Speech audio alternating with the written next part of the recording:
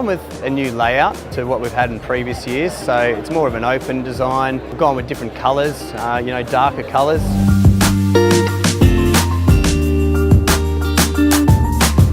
It's difficult to keep coming up with new ideas. The design team have done a good job of giving us something different, and a lot of the feedback from all of the customers has been really good.